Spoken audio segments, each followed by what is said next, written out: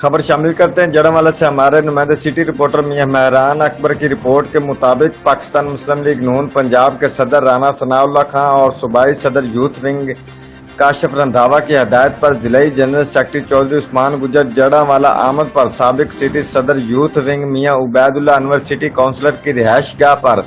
Youth wing کی تنظیم سازی کے سلسلہ میں مشاورتی اجلاس ضلعی سینئر نائب صدر مسلم لیگ نون و سابق ضلعی صدر یوتھ ونگ آفتاب اکبر چودھری کی خصوصی طور پر شرکت۔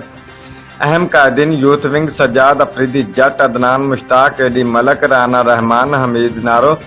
عمران چودھری، بشارت الہی گجر و دیگر شرکا نے تجاویز سے آگاہ کیا۔